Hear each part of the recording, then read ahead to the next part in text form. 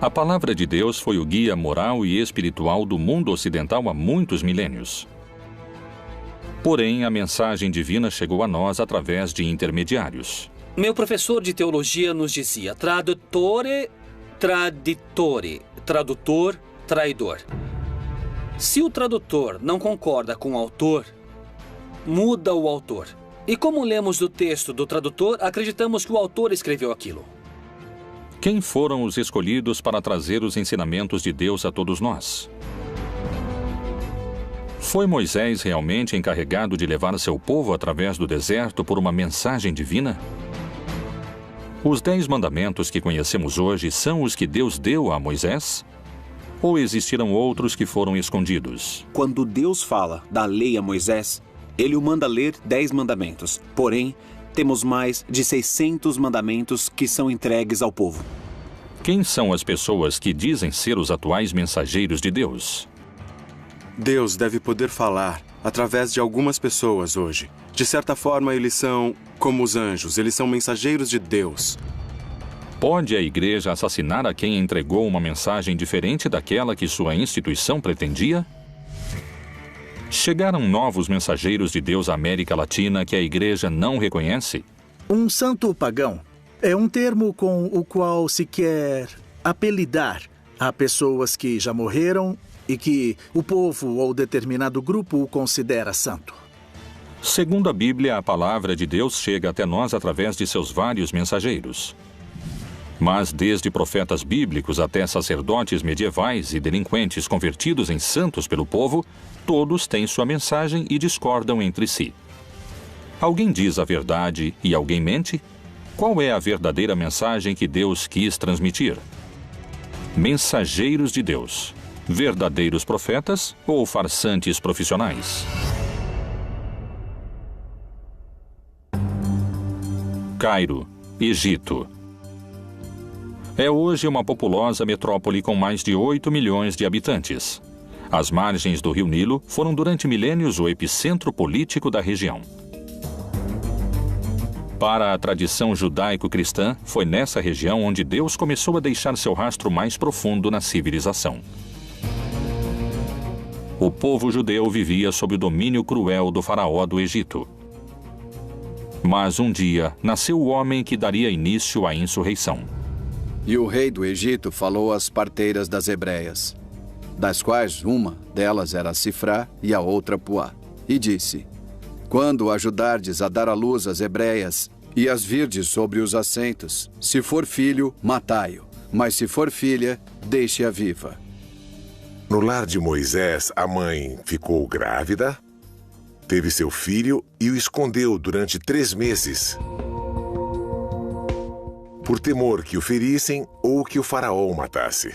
O colocou em uma arca com betume e o deixou no rio Nilo, em um lugar de juncos, para que não houvesse perigo de que se afogasse. E o menino foi descoberto pela filha do faraó. Ela o pegou e viu que era um menino hebreu desde o primeiro momento. Ela viu que era um menino hebreu e naquele momento se encontrava ali a irmã de Moisés. Ela disse à filha do faraó que conseguiria uma ama de leite, e a ama de leite que ela conseguiu era a mãe de Moisés. Desde as origens, tem aqueles que duvidam dos relatos da vida e do nascimento do mensageiro mais notável da história bíblica. Assim são os mitos, porque hoje você coloca um bebê em um cesto de vime e afunda, né? Acredito que se usava boias naquela época, é isso. Só que, além disso, são tão acertados os mitos, não o resgata qualquer mulher. O resgata exatamente a filha do faraó. E permite que a mãe judia, que é outra coincidência mítica, seja ama de leite. Por que deveria ser tão importante no decorrer de sua história o fato de ser criado pela corte do faraó? Alguém que vai libertar e que vai liderar uma rebelião contra o poder não pode ser educado nem criado com mente de escravo. Muitas vezes o líder não deve ter os medos nem as ataduras dos oprimidos. Deus escolheu um representante para que leve sua palavra em um dos momentos mais escuros para o povo judeu. Qual é a forma em que Moisés se transforma no maior mensageiro de Deus de todos os tempos? O episódio da vocação de Moisés é muito lindo porque ele está pastoreando uns animais e de repente encontra-se com uma sarça ardendo que não se consome. Então a curiosidade faz com que ele se aproxime e escute a voz de Deus que diz: tira as sandálias porque esse é um lugar sagrado. Então aproxima-se e é assim como recebe o chamado. Esse receber o chamado corresponde também à manifestação do nome de Deus, porque é ali onde Deus, por pedido do mesmo Moisés, lhe dá seu nome. E o que devo dizer? Quem me manda fazer tudo isso? Diz que quem manda é aquele que é. Eu sou o que sou, daí vem o nome Javé. Portanto, desci para livrá-lo das mãos dos egípcios e para fazê-lo subir daquela terra a uma terra boa e larga, a uma terra que mana leite e mel. Vem, agora, pois, e eu te enviarei ao Faraó para que tires o meu povo, os filhos de Israel, do Egito. O texto conta que quando Moisés se vê diante de uma missão tão terrível, ele se sente assustado, porque o que eu vou dizer ao faraó? Porque ele vai me escutar? Quem sou eu para falar com ele? E Deus lhe dá uma série de truques. O cajado que se transforma em cobra, ou que possa transformar água em sangue, como uma forma de impactar o poder dos magos egípcios. Porque desde a perspectiva do faraó, o que vemos aqui é a luta da minha magia contra a magia desse Deus Yahvé. Moisés se apresentou diante do faraó como porta-voz de Jeová. Segundo a Bíblia, a resposta do faraó foi desafiadora. Mas Faraó disse: quem é o Senhor cuja voz eu ouvirei para deixar ir Israel? Não conheço o Senhor, nem tampouco deixarei ir Israel.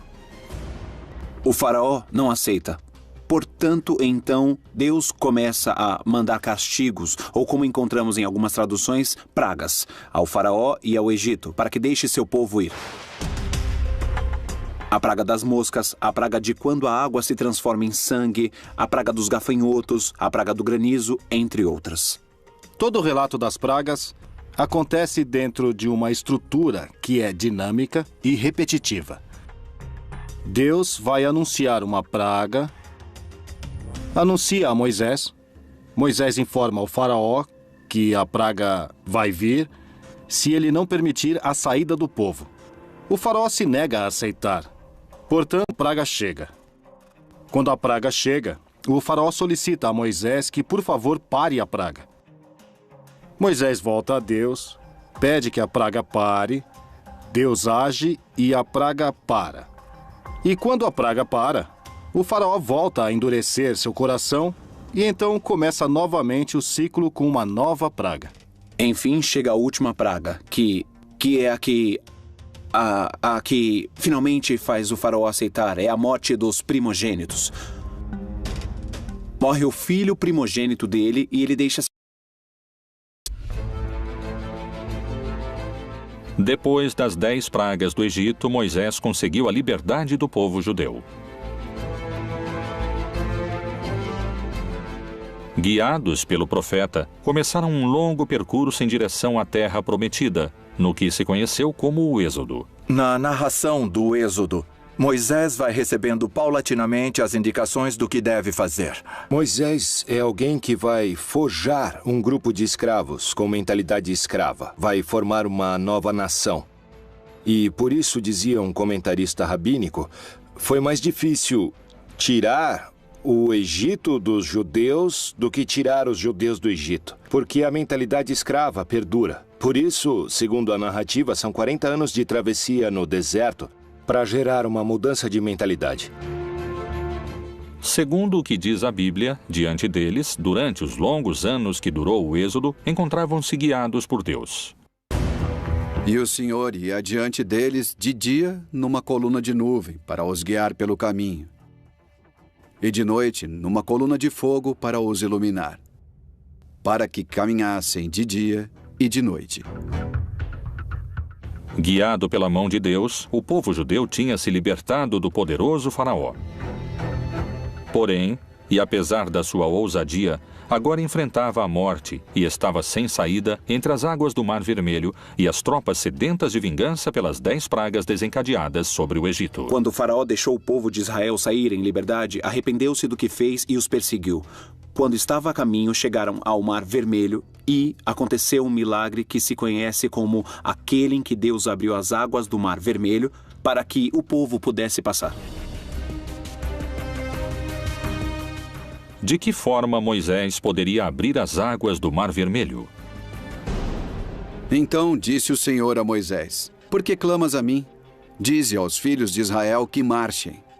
E tu, levanta tua vara e estende a tua mão sobre o mar, e fende-o, para que os filhos de Israel passem pelo meio do mar em seco. Quando o povo terminou de atravessar e chegou na outra margem, o faraó já estava perto deles. E diz o texto bíblico que Deus voltou a fechar ali as águas. Então morreram muitos dos que vinham perseguindo o povo de Israel. O Senhor diz: pega a vara que você traz, pega o cajado que traz, põe o cajado sobre a água e então a água teria se aberto. Em que consiste isso é um grande mistério, também não sabemos, mas algo extraordinário aconteceu a tal ponto que Israel conserva isso como uma das intervenções mais notáveis do Senhor em sua história. Segundo alguns eruditos, nos textos prévios à tradução da Bíblia, não existe nenhuma menção que faça referência ao Mar Vermelho. No lugar dele, menciona-se o Yam Suf. O Yam Suf não é o Mar Vermelho, porque o Mar Vermelho, se nos localizamos na geografia, no mapa da região, é um mar muito profundo e não estava nesse caminho onde moravam os filhos de Israel. O que se chama de mar de Yam Suf na Bíblia é um mar de junco. Não é um mar, é um lago, salitre pelo seu contato com o mar, que está situado na zona onde eles estão. É muito mais coerente, mais lógico em todos os pontos de vista. Então, sempre que eu falo do Mar Vermelho, eu falo do Mar das Canas, ou do Mar de Junco. Moisés atravessa com seu povo as águas, e assim é que contam os textos sagrados. Porém, estudos científicos recentemente realizados colocam em dúvida o milagre divino. O mais provável é que estivesse vinculado a um canal muito importante e pode ter sido favorecido por algum regime de ventos relativamente importante. Na Bíblia, há uma passagem do Êxodo que serviu como guia para este estudo científico. E então Moisés estendeu a sua mão sobre o mar, e o Senhor fez retirar o mar por um forte vento oriental toda aquela noite. E o mar tornou-se em seco, e as águas foram partidas. As pessoas puderam atravessar o Mar Vermelho, provavelmente numa zona muito próxima da costa, nunca pelo centro do Mar Vermelho, onde seria improvável que tivesse uma abertura mesmo se tivesse muito vento. Se foi um fenômeno natural, então Moisés não falou com Deus? Sem dúvida, Moisés é um escolhido, um dos escolhidos mais claros, um grande caudilho escolhido pelo Senhor a realizar essa tarefa de mediação. Primeiro, na negociação com Faraó e depois de guiar o povo, tanto para atravessar o Mar Vermelho quanto na chegada à Terra Prometida, embora ele mesmo não entre na Terra Prometida. Claramente é um escolhido do Senhor para cumprir a missão. Aceitar a historicidade ou não nos relatos do Êxodo se torna um problema de fé. Novas leituras sobre o Antigo Testamento abrem dúvidas a eruditos e estudiosos sobre a forma em que Deus apresentou os 10 mandamentos a Moisés. Foi realmente Deus quem os ditou a Moisés? Ou são uma construção das autoridades judias da época? Existiram mais mandamentos secretos que quiseram ocultar? São reais os 10 mandamentos? Ou, como alguns afirmam, podem ser as 10 maiores mentiras da história?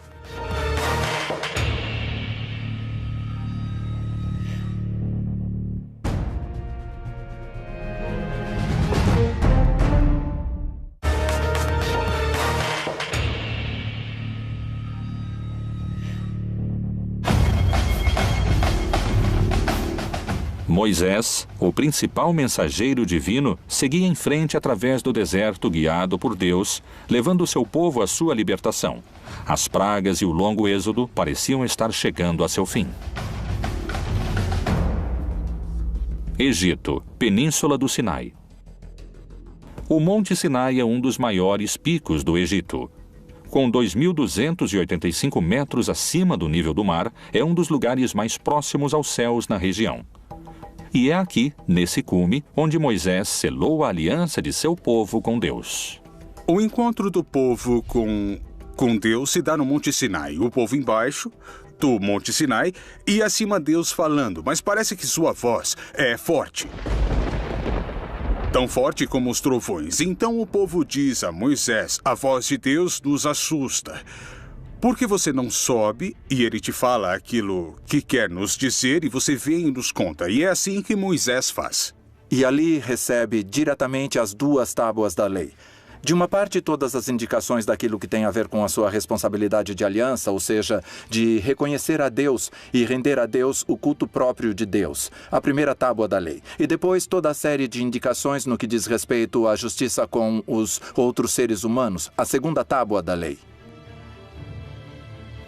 Os 10 mandamentos que conhecemos hoje são os que Deus deu a Moisés? Ou houve mais e foram manipulados? Quando falamos dos mandamentos da Bíblia, não há somente 10. O Pentateuco está cheio de leis. Há muitas listas de mandamentos em Números, no Levítico e mesmo no Êxodo, não é? São chamados de mandamentos ou leis, simplesmente. São propostas ou ordens que vão ser entregues a um povo e aos líderes para que possam ter uma boa maneira de viver. Rabinos que criaram a tradição judaica organizaram um sistema no qual todo o texto da Torá se traduz em 613 preceitos. Em hebraico, os chamamos de mitzvot, os quais todo judeu está obrigado a cumprir. A relação entre Moisés e Deus se repetiu em outras religiões e em outros mitos, mas com distintos protagonistas. A semelhança dessas histórias é assombrosa. Pôde Moisés ter copiado a outros profetas do passado? Moisés também pode ser um arquétipo. 500 anos antes de Moisés, Hammurabi, rei da Babilônia, subiu a montanha sagrada e o Deus Sol lhe deu a lei gravada em pedra para reger a humanidade. Não esqueçamos que Maomé também subiu a montanha sagrada, se impulsa em uma pedra sagrada. E Deus, que em árabe se chama Alá, não é outro Deus. É simplesmente a tradução da palavra Deus, só que em árabe. Lhe dá o Corão. Então, Moisés tem que fazer o mesmo que os grandes líderes para que o povo creia que essa lei foi Deus que mandou. Foram os 10 mandamentos o resultado do encontro entre Moisés e Deus? Ou isto nunca aconteceu? Os 10 mandamentos já eram lei no Egito. E o Egito vai pegar da Mesopotâmia, da Babilônia e dos assírios. Eles já tinham umas leis muito parecidas, que é uma espécie de um código de ética civil, para que não nos matemos, para que não roubem minha terra. É quando surge a propriedade privada. Não toquem em minhas vacas.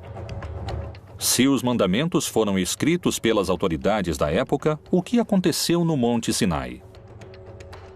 Muitos especialistas afirmam que os 10 mandamentos poderiam muito bem ter sido mais numerosos, ou poderiam ter sido distintos.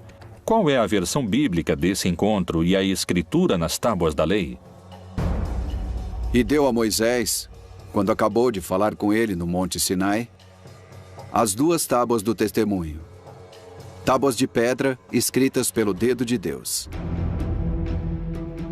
Quando Moisés desce, conta a história bíblica, ele vê o povo adorando a um bezerro de ouro, mas eles chamam de Yahvé ou Jeová.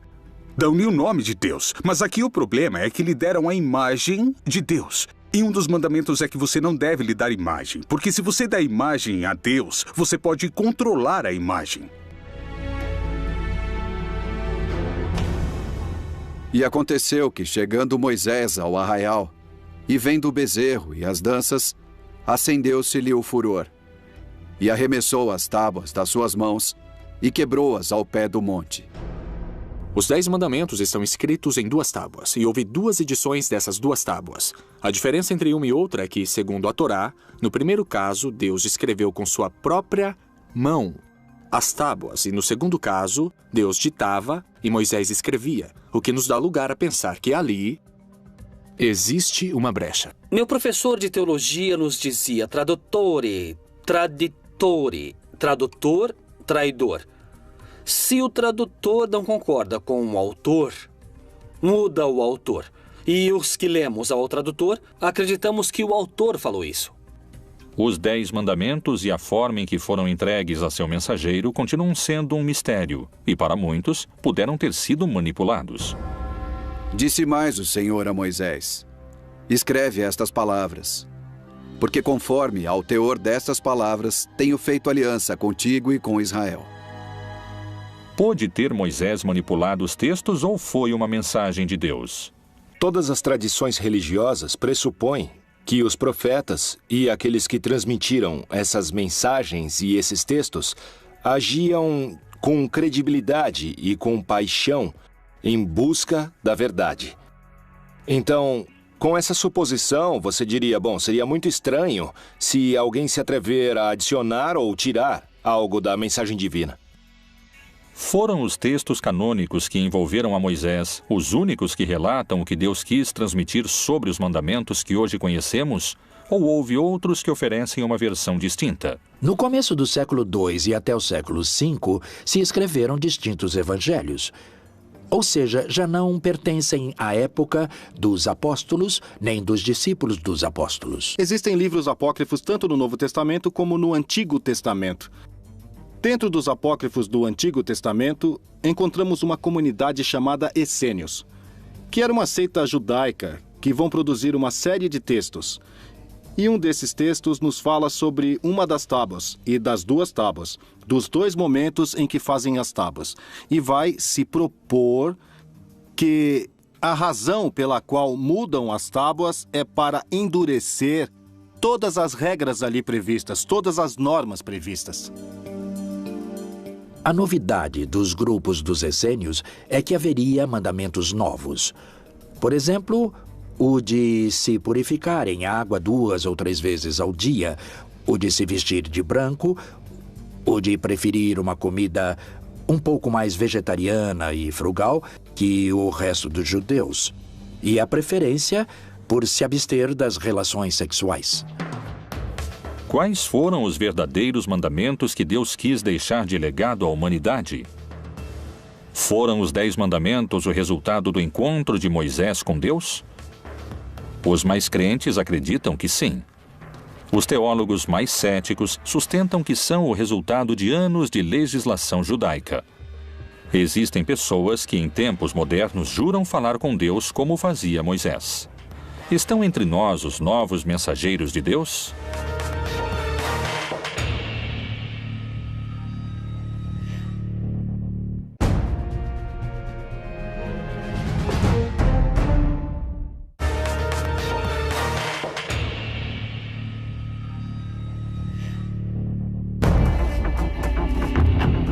O encontro de Deus com Moisés, onde ele recebe os 10 mandamentos, continua sendo motivo de debate.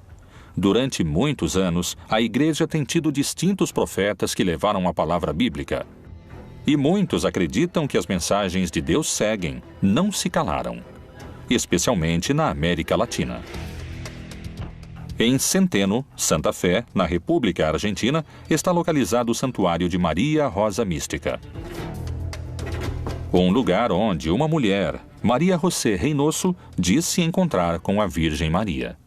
Em 1999, apareceu para mim a mãe. É assim que eu chamo a Virgem. Eu a chamo de mãe. Eu estava rezando.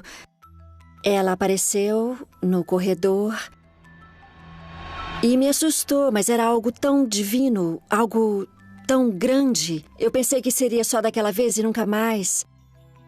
Porém, não foi assim. Parece que eu devia me preparar. E foi assim, porque em 6 de abril de 2010, eu estava rezando. E ao pé da cama, ela apareceu para mim, com seus braços estendidos. E eu digo que ela jogava purpurina e o padre Benjamin me disse que não, que são bênçãos que ela derramava. Quais foram as mensagens que Maria José assegura ter recebido diretamente da Virgem? Ela me pede que vá buscar uma imagem na paróquia. Eu comento isso com o padre Benjamin Ele vai à busca e me diz: é essa? Sim, eu digo. Ela pede que eu reze todos os dias o Santo Rosário e que fale sobre ela. Cada final de semana, aproximadamente 4.000 pessoas se reúnem e peregrinam para receber o que dizem que é a mensagem da Virgem através de Maria José. Maria José chega a muitos fiéis e por distintas vias. Há muita gente que a conhece e não foi na missão. Estando no meio dos peregrinos, Maria José parece demonstrar um poder sobrenatural quando toca na cabeça das pessoas. Tem a capacidade de desfalecer a quem participa da procissão. O que é que experimentam seus seguidores que asseguram não serem os mesmos depois da imposição das mãos? Senti uma paz, um descanso. Sai toda essa angústia que você tem dentro. Alguma coisa muito especial e sempre vou continuar seguindo ela, porque é uma experiência muito bonita que enche de paz e nada mais, meu amigo. O ano passado, a minha irmã ficou doente e me pediu um favor que a acompanhasse para ver a Maria José. Eu disse que não queria, porque não acreditava em Deus, porque não acreditava na Virgem, não acreditava em ninguém. Fiquei na fila para minha irmã. E a primeira que caiu fui eu.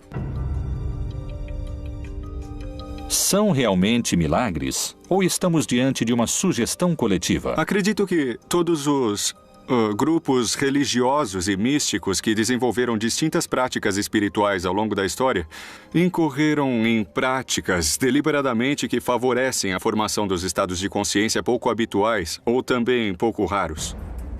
Porque surgirão falsos cristos e falsos profetas. Farão tão grandes sinais e prodígios que, se possível fora, enganariam até os escolhidos. Como e por que assegura Maria José ter esses poderes curadores? A mãe me diz em uma mensagem: aquilo que tocar sua mão tocará a minha. Ela, ao longo dos 5 anos, foi me ensinando, foi me moldando. No começo rezávamos o Santo Rosário somente. Até que um dia ela me disse o que ia acontecer. Que eu ia tocar as pessoas através dela e que iam cair em um descanso. Esse descanso se chama Descanso do Espírito, onde a mãe vai cuidando de cada um deles, segundo as necessidades. Segundo o que contam no hermético círculo que rodeia a Maria José Reynoso, as mensagens da Virgem continuaram chegando. A mãe aparece segundo as necessidades. Eu posso estar sozinha, posso estar em uma reunião... Posso estar, inclusive, nos lugares mais insólitos. Quando ela precisa, ela aparece. Às vezes ela não aparece, eu não posso vê-la. Mas sim, eu a escuto. É assim que é a nossa mãezinha do céu. As mensagens que transmite Maria José são a palavra de Deus através da Virgem? Ou são a voz de alguém que se alucina para fazer contato divino? O que acontece com os outros mensageiros latino-americanos? Colômbia, Bogotá. Maria Francia, uma humilde mulher do departamento de Caldas, assegura ser a escolhida para transmitir as mensagens e a missão que Deus lhe encomenda. A primeira mensagem do céu que recebi foi através da minha irmã que faleceu há 33 anos. Foi ela quem me disse que em breve o céu me daria uma missão e me daria liberdade para decidir se aceitava ou não. Se eu decidir aceitar a missão, o prêmio que me esperava era este. Então ela segura minha mão e me leva por todo o céu umas 4 ou 5 horas. E eu queria ficar ali, porque era uma mulher muito doente.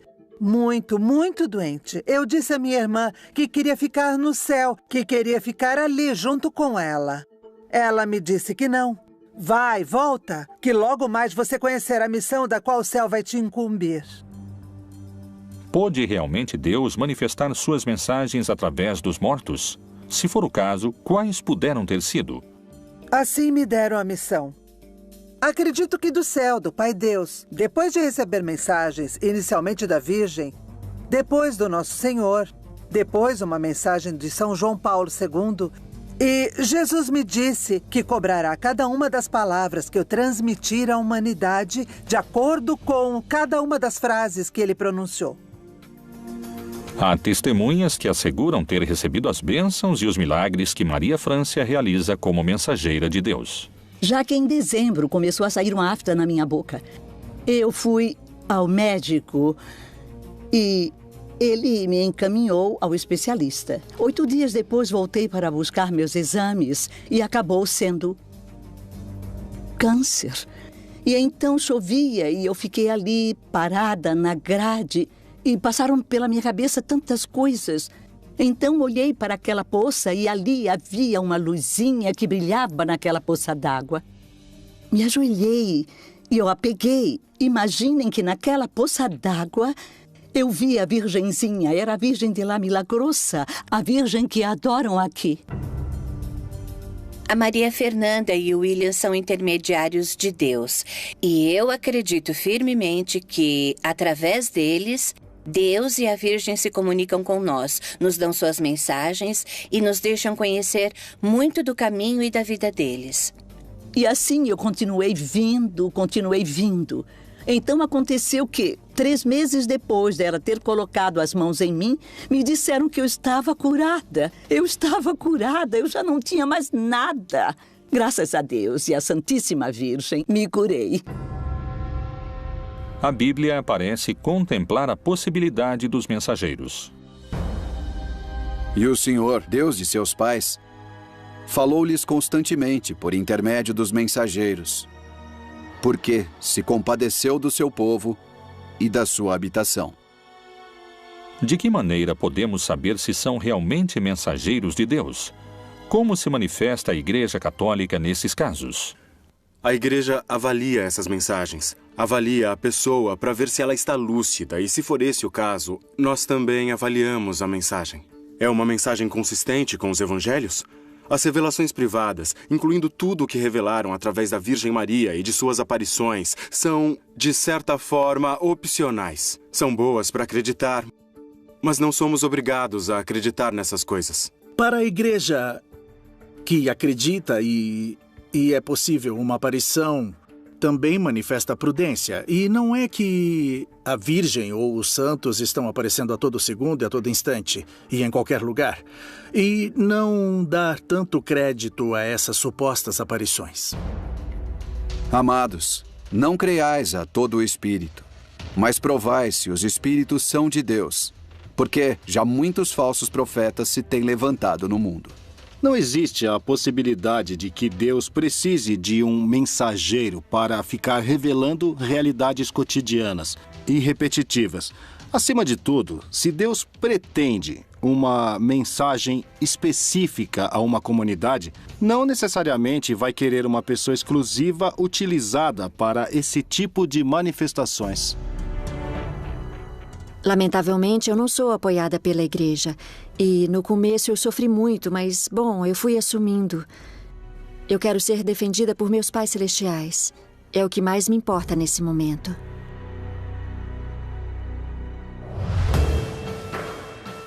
Os supostos porta-vozes de Deus propagam sua influência. Poderia ser que mude a mensagem de Deus para seu próprio benefício? Sofreram perseguições aqueles que tentaram mostrar ao mundo outra interpretação da Bíblia? Estão manchadas de sangue as mãos da igreja? Existiriam crimes que querem esconder?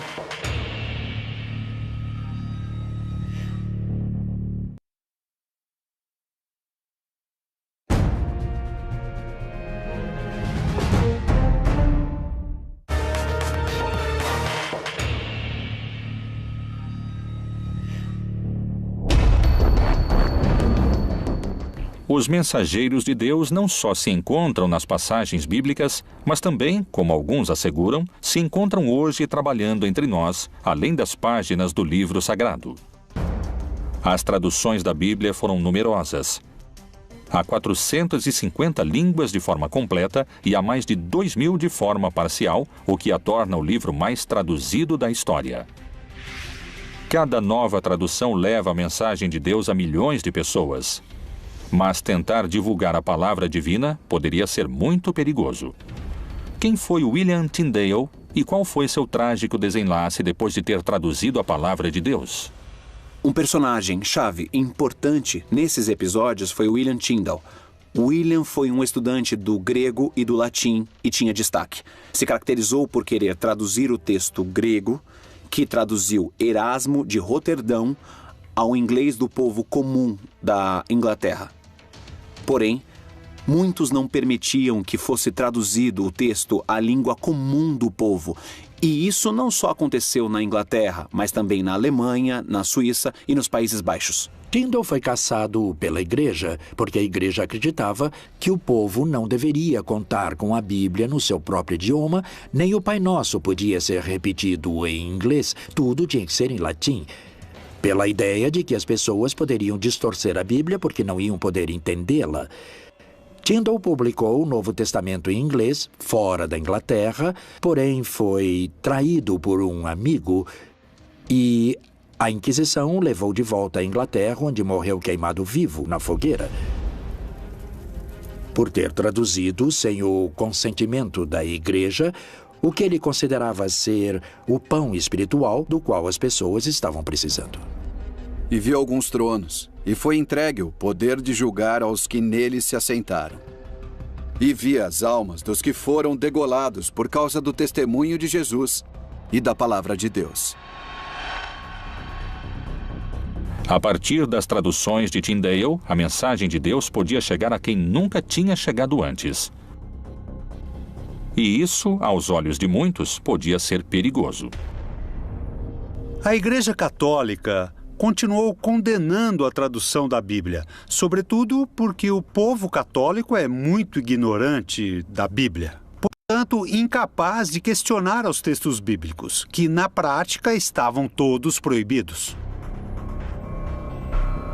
Segundo eruditos e teólogos, a tradução de Tyndale era perigosa porque, ao aproximar a mensagem de Deus ao povo, o sacerdote não seria mais o intermediário entre os devotos e Jeová. Os príncipes, os governantes tinham muito medo que o povo, ao ter acesso às escrituras, o Papa e os líderes religiosos, a igreja institucional pudesse perder o poder. As pessoas comuns não deveriam ler a Bíblia porque iriam interpretá-la errado. O que, na verdade, ia acontecer é que as pessoas não iriam precisar do clero como intermediário. A ideia protestante era que o povo diretamente tinha que ter a Bíblia no seu idioma e que cada crente tinha que interpretá-la. Então, realmente não tinha problema. William é aprisionado, depois assassinado e, por fim, morre na forca, mas também é queimado. A razão? Por traduzir o texto do grego ao inglês comum do povo.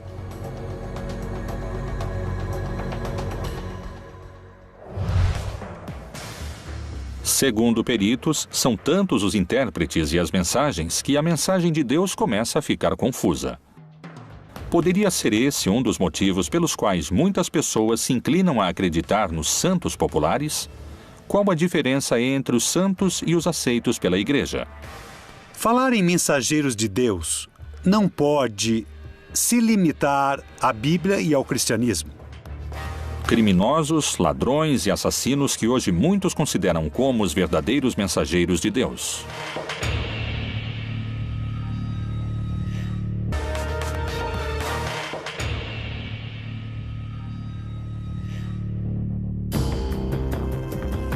Os mensageiros de Deus ao longo da história tiveram distintos protagonistas e diferentes desfechos. Estão aqueles que recebem mensagens da Virgem ou aqueles que traduziram essa mensagem divina com um final trágico, como é o caso de William Tyndale. Na liturgia católica, os crentes pedem milagres a Deus através dos santos. Pelas distintas circunstâncias, a população recorre também a santos populares, muitos deles pagãos. Figuras que não foram aprovadas pela Igreja Católica e, apesar disso, mobilizam milhões de crentes. Na América Latina, seriam os santos pagãos vistos como os verdadeiros mensageiros de Deus? No texto bíblico, a palavra santa utilizada para as pessoas é o povo de Deus, porque era único e especial. E depois é a igreja, porque é única e especial. Não é a qualidade moral e humana da pessoa que a faz santa. Mas no contexto do Novo Testamento, é a eleição que Deus faz, que faz das pessoas. Porque eu sou o Senhor, que vos fiz subir da terra do Egito, para que eu seja vosso Deus, e para que sejais santos, porque eu sou santo. Muitos acusados de estupros, roubos e assassinatos. Os santos pagãos populares latino-americanos costumam ter um passado criminal. O santo dos narcotraficantes, o santo dos ladrões e etc., não seriam os mensageiros de Deus. Primeiro, nem sabemos se existiram. Segundo, o cristianismo não tem fetiches. O cristianismo não acredita que uma imagem ou que um objeto vai solucionar seus problemas. O interesse de Cristo está na transformação do coração das pessoas. Poderíamos pensar que os santos populares estão associados ao que seria a precarização, a necessidade, a ausência de canais institucionais para solucionar muitos problemas que eles poderiam ser atendidos sem necessidade de recorrer a forças mágicas ou sobrenaturais ou religiosas. Quem são os personagens transformados em santos populares para quem pedem milagres? México, Tijuana. Nessa região se sobressai a figura de Juan Soldado, santo patrono dos indocumentados mexicanos. A figura de Juan Soldado só tem sentido como todos os santos populares a partir da sua inscrição numa história social particular. E nesse caso, a história social é o fim da chamada Lei Seca, a Lei Volstead, do fim da proibição da bebida alcoólica. Isso gera um movimento, as pessoas se confrontam, tem mortos, se fecha a fronteira internacional, se declara o Dia Sangrento de Tijuana. Nesse movimento exato se dá o assassinato da menina Olga Camacho. As pessoas vão tentar linchar o suposto responsável, Juan Castillo Morales, que foi acusado e, em uma situação sumamente irregular, se faz justiça. E assim, diante dos olhos de todos, ele é abatido e morre. Imediatamente depois, começam a aparecer testemunhos onde, supostamente, Juan Castillo Morales aparece com sua alma clamando sua própria inocência. Então, as mesmas pessoas que queriam linchá-lo começam o processo de santificação. Mas quais seriam os motivos pelos quais se transformam em santos esses personagens que parecem estar tão afastados da palavra do Senhor? Na Bíblia não há nenhuma figura santa, não há nenhuma figura perfeita. Além disso, o livro de Eclesiastes, Planteia, diz uma frase que não há pessoa justa que não peque. E nós vemos os defeitos de Abrão, de Moisés, de cada uma das figuras mais sagradas. São seres humanos que, na sua procura por se encontrar com Deus, por cumprir sua missão com seu destino, tropeçam, caem e encontram o seu lugar no mundo. Outro dos santos pagãos mais populares é conhecido como Santa Muerte. A origem dessa crença data da época pré-hispânica e está relacionada com os deuses astecas e maias. Por que aquelas pessoas que vivem vidas marcadas pela violência veneram a esse santo pagão? O culto a Santa Muerte nasce de uma contínua exposição a perder a vida. Pensa-se que o dono da vida é a morte. Então eu o adoro, eu lhe peço para não perder a vida em um contexto de violência e de morte. O culto à Santa Morte é um culto onde se misturam cultos típicos da violenta realidade carcerária que tem a ver com a manipulação de ossos, de cadáveres em determinados momentos rituais. Essas pessoas que provêm de setores populares levam a religiosidade dos setores populares também às cadeias. E nas cadeias se mistura com outro elemento também importante, que é o elemento da violência. E para fazer a diferença entre o santo e o profano, e entre o imundo e o limpo. A Santa Muerte é um culto aberrante e contraditório desde o ponto de vista católico. Não só não são mensageiros de Deus, são um perigo para quem entra nessas práticas e para quem se incorpora às filas dessas pseudo-religiões. Por que esses santos são venerados cada dia por mais pessoas se seu passado se relaciona com a violência e a morte? Os santos pagãos respondem a essas necessidades específicas das pessoas porque sempre há pobreza, sempre houve injustiça econômica. em todos os povos. Então, esses personagens e esses outros líderes alternativos vão dizer: venham, há um lugar para vocês se nas suas igrejas, nos seus governos e nas suas sociedades e nas suas famílias não aceitam vocês, nós sim aceitamos. E é claro que as pessoas vão responder a isso. Ocupariam os santos pagãos lugares de contenção que outras instituições não souberam atender? Seria essa uma forma plebeia e rebelde de se comunicar com Deus, na qual o povo estabelece seus próprios mensageiros?